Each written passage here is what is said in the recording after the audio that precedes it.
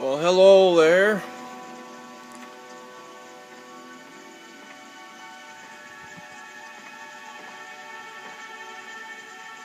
I got my mask on.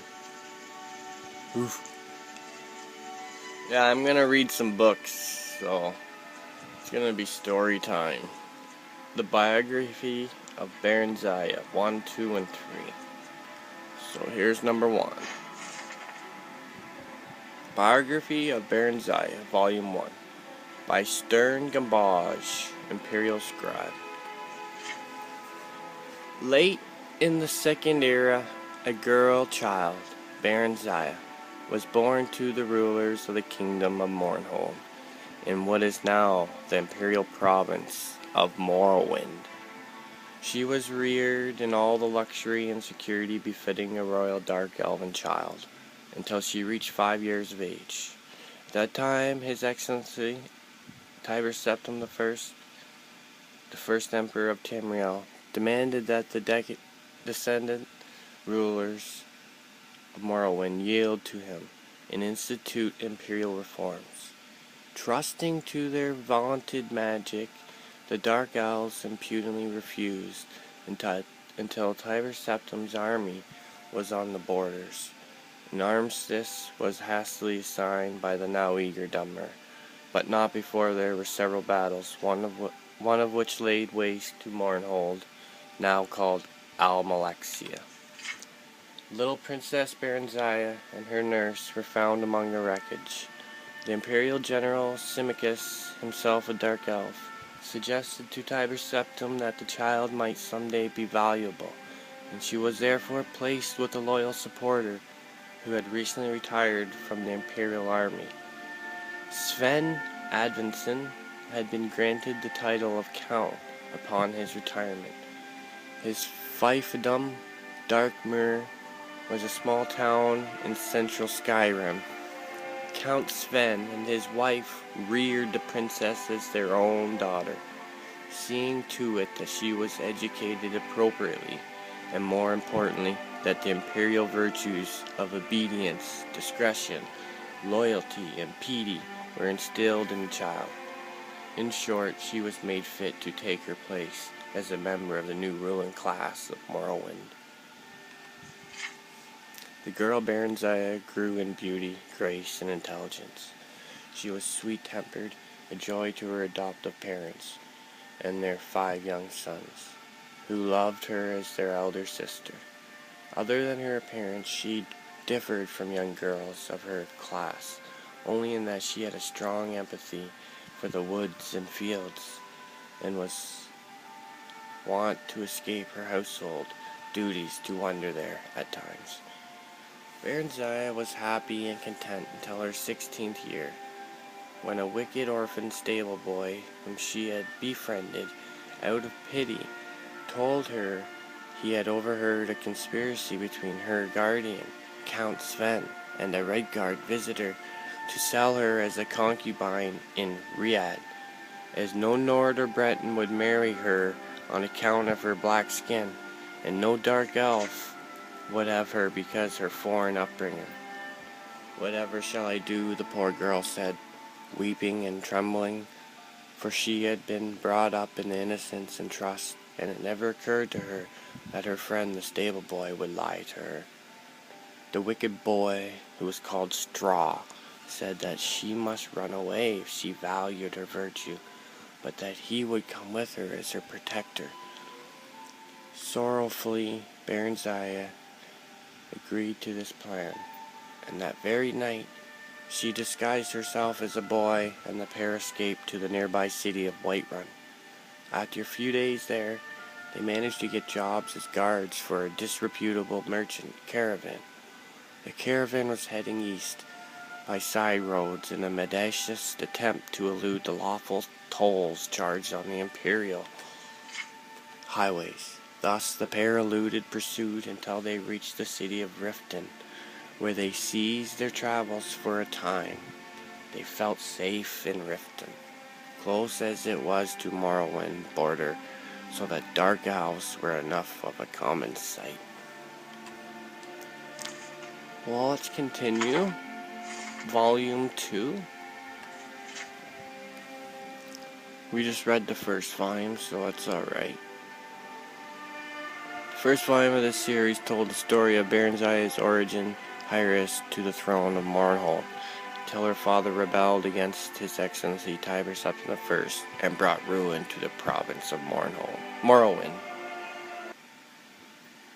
Thanks largely to the benevolence of the Emperor, the child Barenziah was not destroyed with her parents, but reared by Count Sven of Darkmere, a loyal imperial trustee.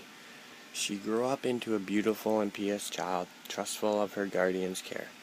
This trust, however, was exploited by a wicked orphan stable boy at Count Sven's estate, who with lies and fabrications tricked her into fleeing Darkmere with him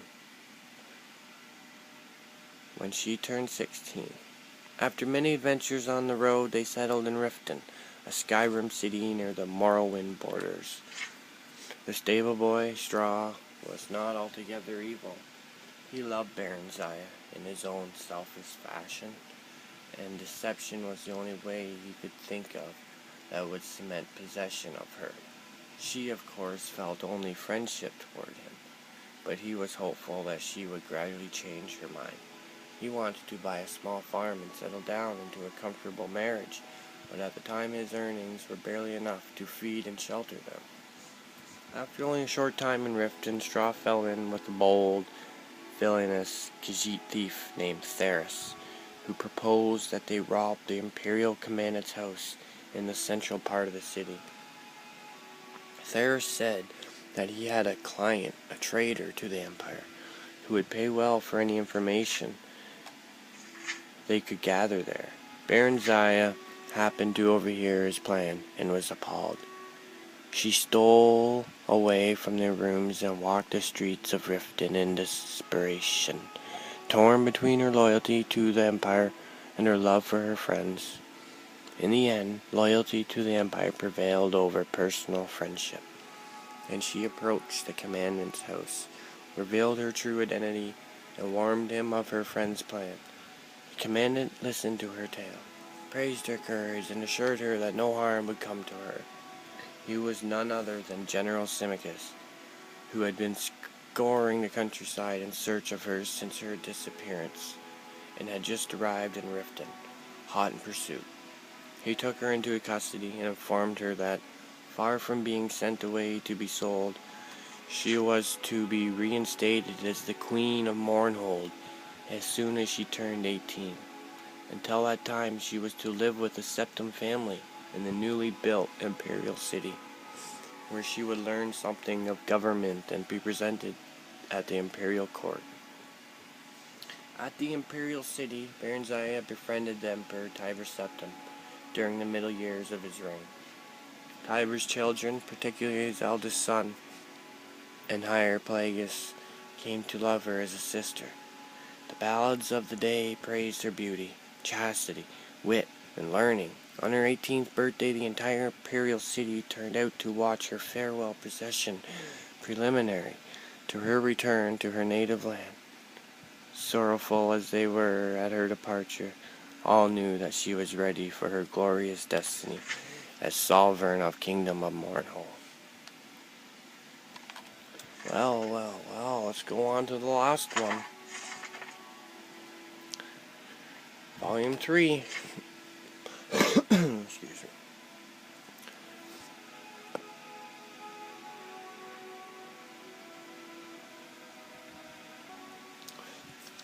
In the second volume of this series, it was told how Barenziah was kindly welcomed to the newly constructed imperial city by Emperor Tiber Septim and his family, who treated her like a long-lost daughter during her almost 1-year stay. After several happy months there learning her duties as vassal queen under the Empire, the imperial general Symmachus escorted her to Mournhold, where she took up her duties as queen of her people under his wise guidance. Gradually, they came to love one another and were married and crowned in the splendid ceremony at which the emperor himself officiated. After several hundred years of marriage, a son, Halseth, was born to the royal couple amid celebration and joyous prayer. Although it was not publicly known at the time, it was shortly before this blessed event that the staff of chaos had been stolen from its hiding place deep in the Mournhold mines by a clever, enigmatic bard known only as the Nightingale. 8 years after Helseth's birth, Barenziah bore a daughter, Morja, named after Symmachus' mother, and the royal couple's joy seemed complete. Alas, shortly after that, relations with the empire mysteriously deteriorated, leading to much civil unrest in Mournhold. After fruitless investigations and attempts at reconciliation, in despair, Barenziah took her young children and traveled to the imperial city herself to seek the ear of then Emperor Uriel Septim VII. Symmachus remained in Mournhold to deal with the grumbling peasants and annoyed nobility, and do what he could to stave off an impending insurrection. During her audience with the emperor, Barenziah, through her magical arts, came to realize to her horror and dismay that the so-called emperor was an impostor, none other than the bard Nightingale, who had stolen the staff of chaos. Exercising great self-control, she concealed this realization from him. That evening, news came that Symmachus had fallen in battle with the revolting peasants of Mournhold, and that the kingdom had been taken over by the rebels. Barenziah at this point did not know where to seek help, or from whom. The gods that fateful night were evidently looking out for her, as if in redress of her loss. King Edwire of High Rock, an old friend of Uriel Septim and Symmachus, come by on a social call. He comforted her, pledged his friendship, and furthermore confirmed her suspicions that the emperor was indeed a fraud, and none other than Yagar Tharn, the imperial battle mage, and one of the Nightingale's many alter egos. Tharn had supposedly retired into seclusion from public work and installed his assistant, Rhea Silmain, in his stead. The hapless assistant was later put to death under mysterious circumstances. Supposedly a plot implicating her had been uncovered, and she had been summarily executed. However, her ghost had appeared to Edwire in a dream, and revealed to him that the true emperor had been kidnapped by Tharn and imprisoned in an alternate dimension. Tharn had then used the staff of chaos to kill her when she attempted to warn the Elder Council of his nefarious plot. Together, Edwire and Barenziah plotted to gain the false emperor's confidence. Meanwhile, another friend of Rhea's, known only as the Champion, who apparently possessed great then untapped potential, was incarcerated at the imperial dungeons. However, she had access to his dreams, and she told him to hide his time until she could devise a plan that would effect his escape. Then he could begin on his mission to unmask the impostor. Barenziah continued to charm and eventually befriended the Eretz Emperor. By contriving to read his secret diary, she learned that he had broken the staff of chaos into 8 pieces and hidden them in far-flung locations scattered across Tamriel. She managed to obtain a copy of the key to Rhea's friend's cell and bribed a guard to leave it there as if by accident. Their champion, whose name was unknown even to Barenziah and Edwire, made his escape through a shift gate Rhea had opened in an obscure corner of the imperial dungeon, using her already failing powers. The champion was free at last and almost immediately went to work. It took Barenziah several more months to learn the hiding places of all 8 staff pieces through snatches of overheard conversation and rare glances at Tharn's diary. Once she had the vital information, however, which she communicated to Rhea forthwith, who in turn passed it on to the champion, she and Edwire lost no time. They fled to Wayrest, his ancestral kingdom in the province of High Rock, where they managed to fend off the sporadic efforts of Tharn's henchmen to haul them back to the imperial city, or at the very least obtain revenge. Tharn, whatever else might be said of him, was no one's fool, save perhaps Barenziah's, and he concentrated most of his efforts toward tracking down and destroying the champion. It's all known now, the courageous, indefatigable,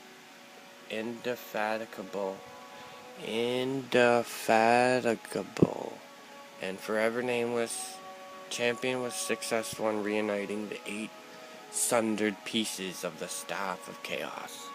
With it, he destroyed Tharn and rescued the true Emperor, Uriel Septim VII.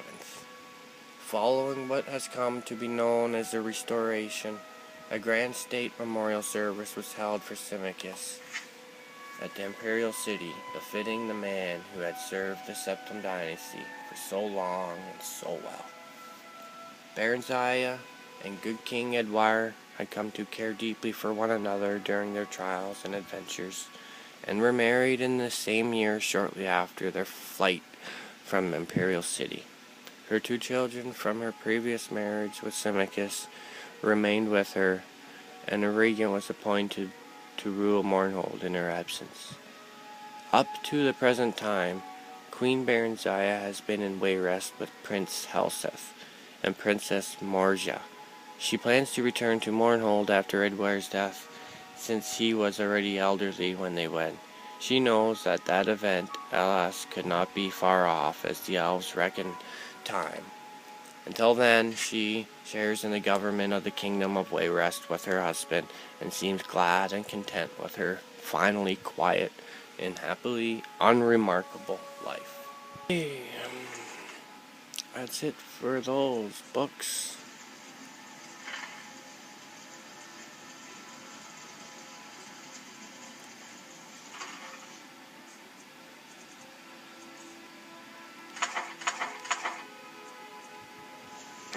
Alright, I'm gonna go have a talk with the companions.